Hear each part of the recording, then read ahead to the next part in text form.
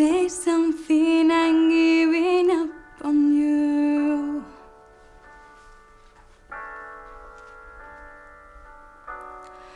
I'll be the one if you want me to.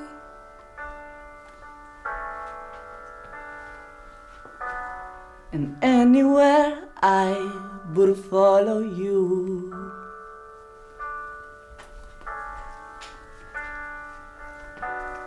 Say something, I'm giving up on you. Oso urdurik, lehen aldia izan da niretzako hau, esperientza hau, eta oso urdurik jarri naiz. Say something, I'm giving up on you. Oso ondo.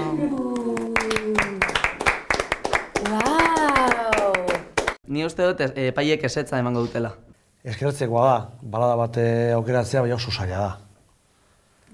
Orduan ikusi dugu pixkat faltan egon gara. Orain arte, aldrebez gertatzen zen, taldeka Sendo? hori da, ateatzen zutela indarra, eta gero banaka kantatzen zutenean, gordez dutela zuen kasuan izan da, justo kontrakoa. Bueno, erabakia hartuta dago, Living Life, epaiak, hurrengo fasea pasatzen dira, bai ala ez.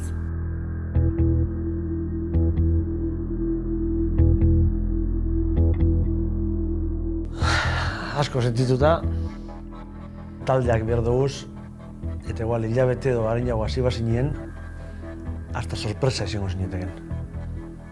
Baina oin ikusten dugu penaz, baina ezin dela. Sentitzen dugu.